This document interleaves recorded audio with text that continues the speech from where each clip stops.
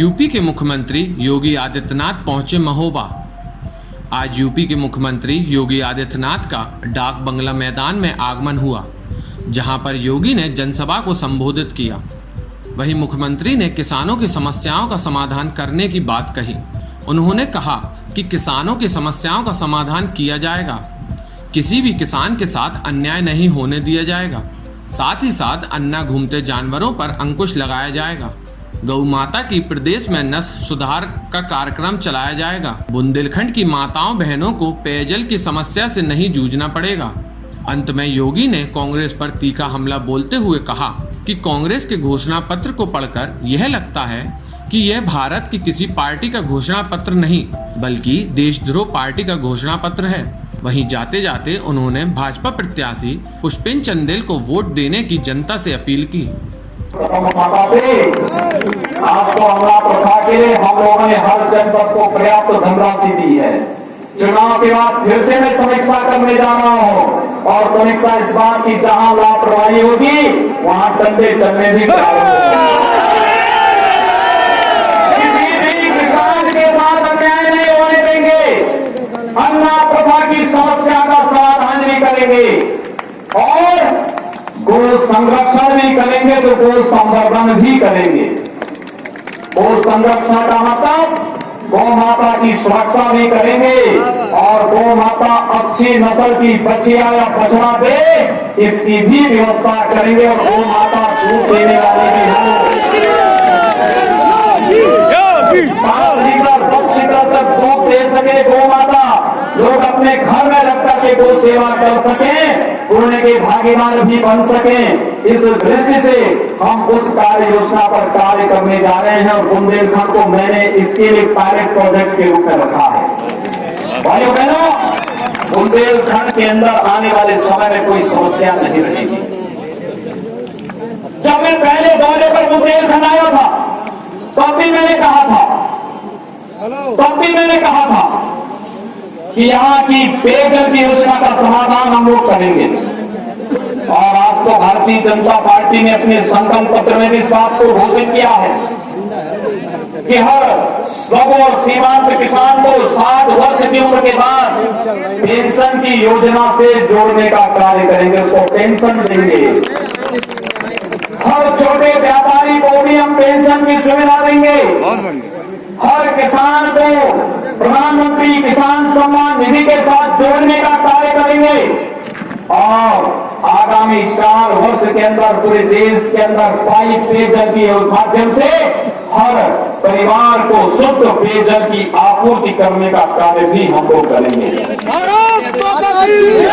भाइयों बहनों, जब सरकार कार्य बीजेपी की कर रही है, बीजेपी की सरकार विकास का कार्य कर रही है, गरीब कल्याण का कार्य कर रही है, आपके चेहरे पर खुशहाली लाने का कार्य कर रही है, आपको सुरक्षा की व्यवस्था दे रही है, देश की सुरक्षा को पुख्ता कर रही है, तो वोट का अधिकार भी तो भाजपा का ही होगा। क्या आपने कांग्रेस का घोषणा पत्र देखा? कांग्रेस ने भी घोषणा पत्र में कहा है कि अगर वो सरकार बना देगी तो कांग्रेस कहती है आतंकवाद और नक्सलवाद के खिलाफ कोई कार्रवाई नहीं करेगी। कांग्रेस कहती है कि सेना को कश्मीर और पूर्वोत्तर के राज्यों में जो अधिकार दिए गए हैं उन अधिकारों को समाप्त कर देगी। और कांग्रेस जिस प्रकार की घोषणाएं करती है, भाइयों बहनों, मैं तो आप सबसे ही प्रार्थना करूंगा कि कांग्रेस के घोषणा पत्र को देखकर कैसे लगता है जैसे कांग्रेस का हाथ देशद्रोहियों के साथ। यानी कांग्रेस का घोषणा पत्र कहीं नहीं लगता कि भारत के किसी राजनीतिक दल का घोषणा पत्र हो। और पवन जी की पार्टी के लिए कहना क्या, वहां तो घोषणा पत्र नहीं होता, वहां तो बाण भरते हैं, गोलियां लगती हैं, उनका कोई घोषणा पत्र नहीं, कोई अपना घोषणा पत्र नहीं, लोक कल्याण की योजना नहीं, विकास की कोई योजना नहीं। वहां तो केवल एक ही है जो जितनी बड़ी बोली बोल दे बस, उसके सिवाय कुछ नहीं। अब मैं आपसे पूछना चाहता हूं बुंदेलखंड के विकास में बाधक बने हुए, बुंदेलखंड के संसाधनों पर डकैती डालने वाले, बुंदेलखंड की सुरक्षा पर सेंध लगाने वाले, बुंदेलखंड के किसानों को बदहाल करने वाले और बुंदेलखंड के नौजवानों की रोजगार और नौकरी पर डकैती डालने वालों को क्या सजा जाना चाहिए? अगर आप चाहते हैं इस देश के अंदर आतंकवाद को समाप्त करने वाली सरकार बने, इस देश के अंदर आतंकवाद को समाप्त करने वाली सरकार बने, इस देश के अंदर नौजवानों के हाथों को काम और हर किसान के खेत को पानी देने वाली सरकार बने, अगर आप चाहते हैं न्यूनतम समर्थन मूल्य से अधिक दाम किसानों को मिलना प्रारंभ हो और अगर आप चाहते हैं देश की आस्था का सम्मान हो, आप में से बहुत सारे लोग प्रयागराज कुंभ में भी गए होंगे। कितने लोग गए थे कुंभ में? कुंभ में बहुत सारे लोग गए हैं यहाँ से। भाइयों बहनों, पहली बार प्रयागराज कुंभ में आपने देखा होगा, प्रयागराज कुंभ में अविरल गंगा, निर्मल गंगा के दर्शन हुए होंगे। कुंभ को वैश्विक स्वरूप मान्यता प्रदान की गई और यही नहीं, 24 करोड़ श्रद्धालु प्रयागराज कुंभ में आए थे। एक्सीडेंट फ्री कुंभ था, कोई घटना दुर्घटना नहीं, कोई भगदड़ नहीं। भारत की आस्था का इससे बड़ा सम्मान क्या हो सकता है?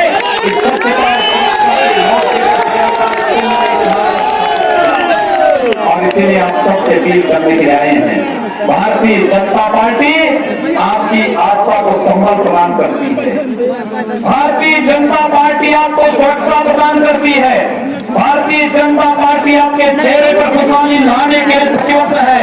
भारतीय जनता पार्टी बिना किसी भेदभाव के सबका साथ और सबके विकास के अपने घोष के साथ पूरी प्रतिबद्धता के साथ कार्य करने के लिए तैयार है और इसलिए एक बार फिर जो देश के अंदर आवाज चल रही है, पूरे देश के अंदर जो आवाज है, फिर एक बार मोदी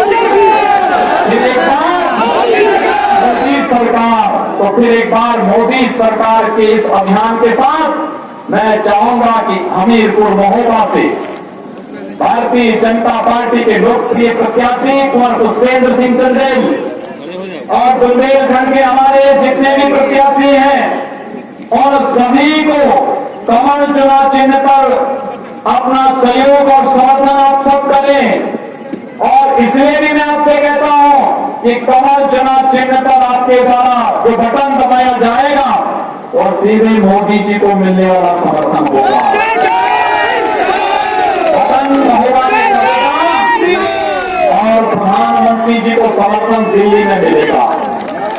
इसलिए भाइयों बहनों, अगर आप सब मोदी जी को फिर से प्रधानमंत्री चाहते हैं तो सब मेरे साथ बोलेंगे, भारत माता की, भारत माता की, भारत माता की।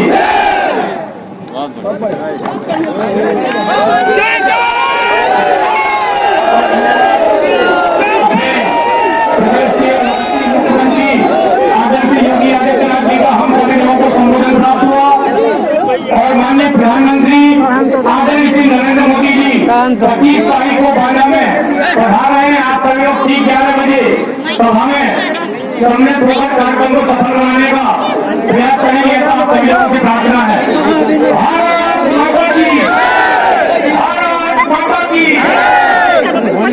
आप लोग ऐसे ही खड़े रहो, ऐसे ही खड़े रहो।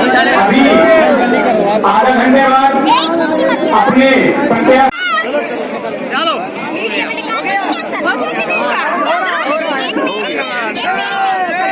अबकी बार मोदी सरकार, अबकी बार मोदी सरकार, अबकी बार। महोबा से रामप्रसाद वर्मा के साथ आदर्श त्रिपाठी, टीम बुंदेलखंड बुलेटिन झांसी।